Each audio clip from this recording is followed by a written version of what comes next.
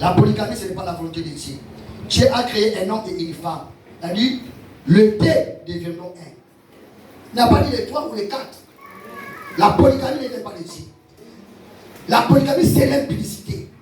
Le Christ, là, on prêche la polygamie, c'est une église des impudiques. On commence à dire même les pasteurs, c'est l'impudique. Voilà comment il ne peut que communiquer sur l'impudicité aux gens qui sont venus pour chercher ça.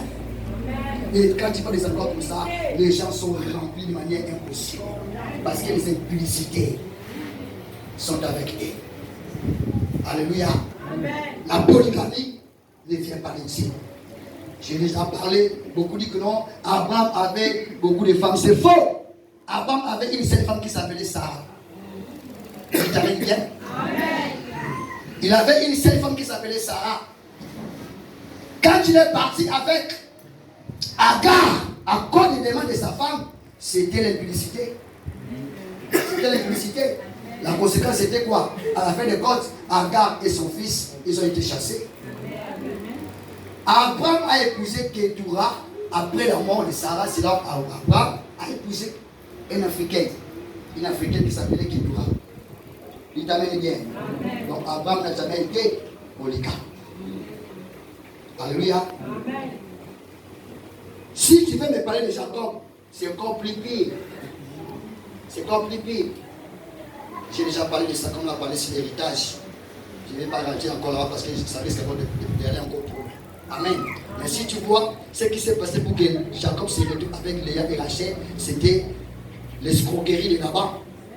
Mais comme Dieu est toujours juste, Rachel n'est pas rentrée dans la promesse. Elle est morte en cours de chemin. Il n'a pas terminé l'histoire d'Israël. Et Jésus-Christ, il est de la tribu de Juda. Juda, il est le petit-fils de Léa, qui était la femme que Laban avait d'abord donnée à Jacob par la dot. Rachel est partie d'abord cadeau, prendre d'abord un petit travail.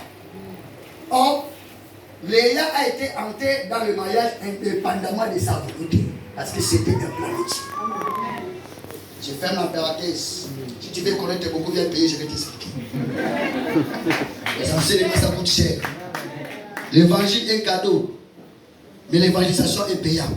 Parce que les micros, là, il faut acheter les prix, il faut payer le courant. Alléluia. Quand tu pars au pressing pour déposer les vestes qui ont été transférées, quand tu pars chez Maladi, il y a un dakaba, chéké, balachina, voilà mes vestes. Au passé, c'est bon.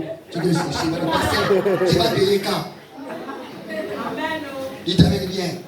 L'évangile est cadeau, mais l'évangélisation n'est pas cadeau. C'est payant. Il t'amène bien.